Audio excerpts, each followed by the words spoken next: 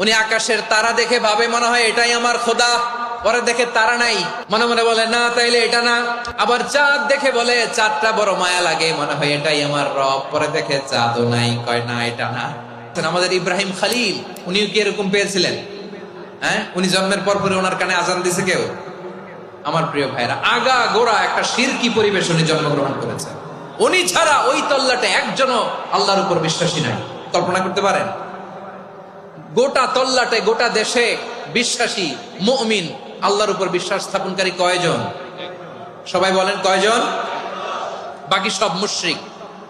বাকি সব মুশরিক নিজের সাথে নিজে শক্ত বোঝাপড়া করে, অ্যানালজি করে, সেলফ কনভারসেশন করে উনি মহা সত্যের সন্ধান পেয়েছে।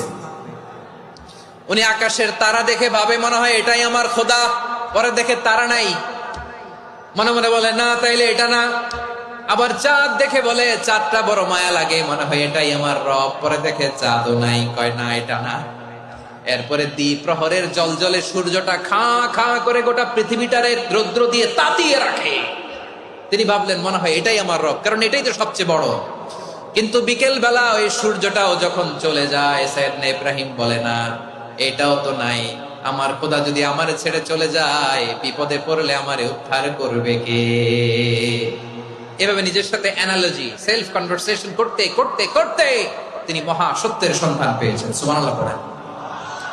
সব শেষে তিনি ডিসিশন নিয়ে ঘোষণা দিলেন, ইন্নী ওয়াজ্জাহতু ওয়াজহিয়া লিল্লাযী ফাতারাস সামাওয়াতি ওয়াল আরদা হানিফান ওয়া মা আনা মিনাল মুশরিকিন। নিশ্চয় আমি এমন সত্তার দিকে